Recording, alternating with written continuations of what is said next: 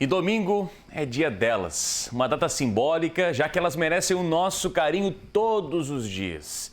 Elas são o nosso porto seguro, nosso refúgio. A data realmente é só um lembrete de que todo dia é dia das mães. E muitas mulheres têm o sonho da maternidade. Mas às vezes o caminho para realizar este sonho pode ser um pouco diferente.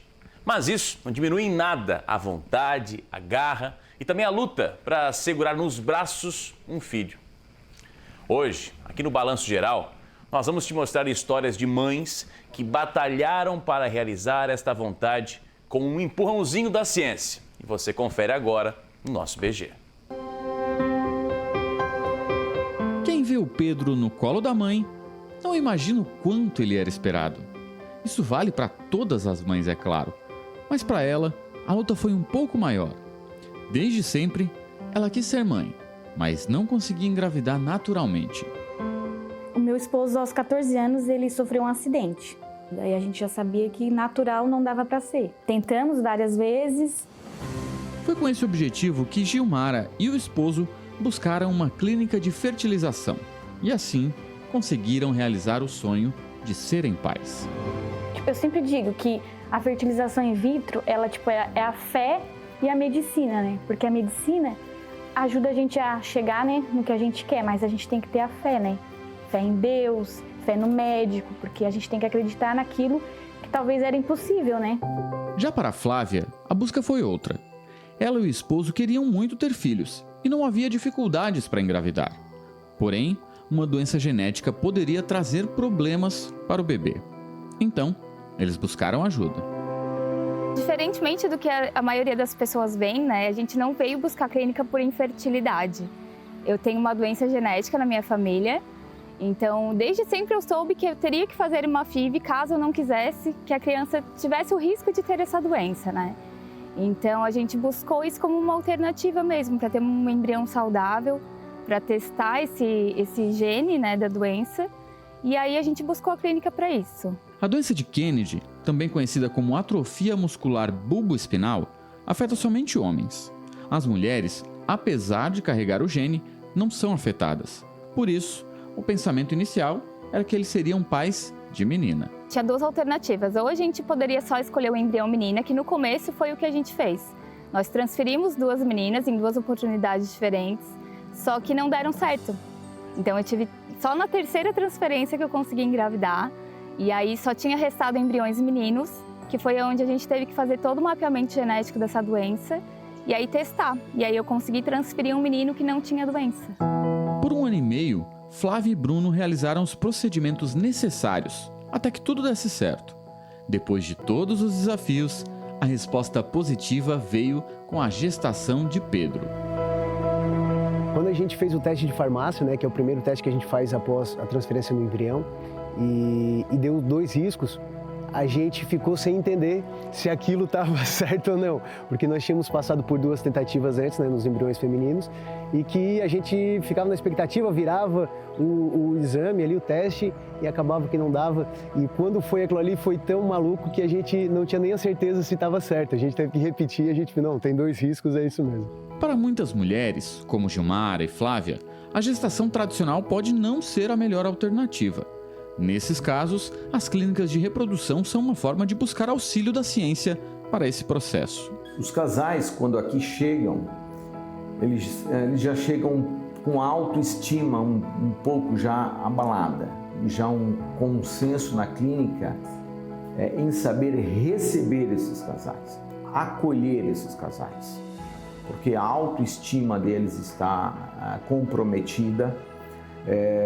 Eles enfrentaram uma série de barreiras. Eu já conheço muitas vezes o casal, ele marca a consulta, desmarca, marca, desmarca, até que eles conseguem então chegar até a clínica. O processo da fertilização in vitro possui várias fases. Em resumo, os pais passam por exames para avaliar algum possível problema e realizam tratamentos para receber o embrião fertilizado. Esse processo varia conforme a paciente, mas é sempre delicado.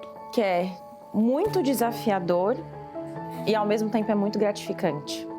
A gente vive sempre uma montanha russa de emoções, né? Quando dá certo, a gente fica extremamente feliz, extremamente realizado, mas infelizmente nem sempre dá certo e quando não dá, a gente também sofre junto com a paciente. A gente também fica triste, a gente também fica desapontado, apesar de saber que a gente deu o nosso melhor e que algumas coisas fogem do nosso controle. A primeira fertilização in vitro já aconteceu há mais de 40 anos, mas muitas pessoas desconhecem o processo e ainda há algum preconceito sobre o procedimento.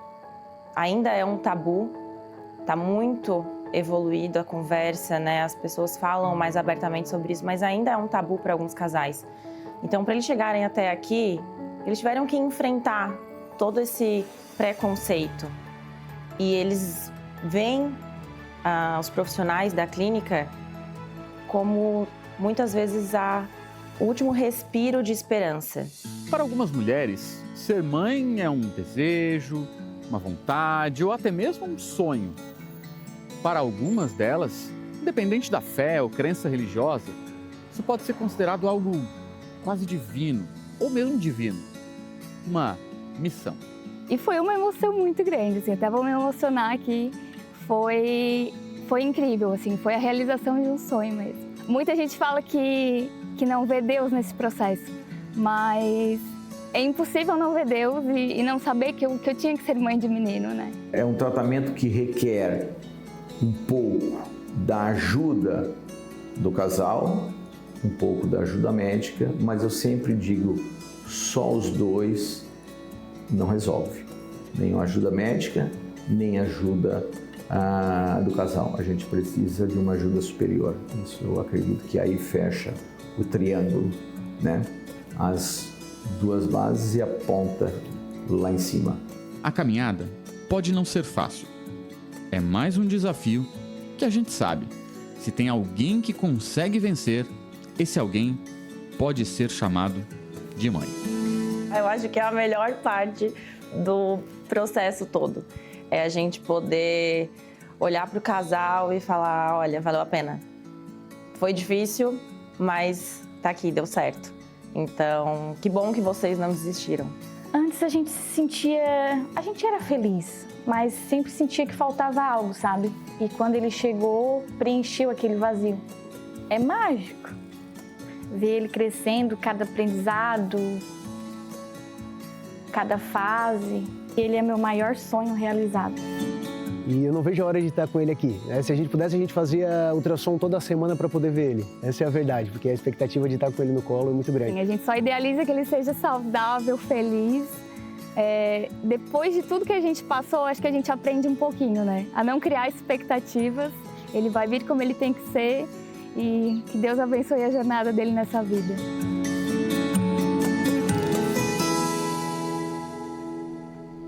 Que venha com muita saúde, com muita alegria para o casal, assim como o outro pequeno também trouxe alegria para a mãe. É um dia emocionante essa nossa sexta-feira de Balanço Geral, com belíssimas imagens, com belíssimas reportagens. E que bom que no meio de ciência, no meio de desejo, de vontade, né, de ser mãe e ainda com fé, não interessando a sua crença, não interessando a sua manifestação, e sim interessando esse algo maior, o gerar vidas do que as mulheres são capazes. Isso é fantástico. Mais uma vez, parabéns a todas as mães e parabéns às novas mães também que nós vimos aqui na tela do Balanço Geral. Que história lindíssima contada pelo Marcos Matildes e pelo Léo Martins aqui na programação da NDTV. Pela Giovana Bordion também, que foi responsável pela produção.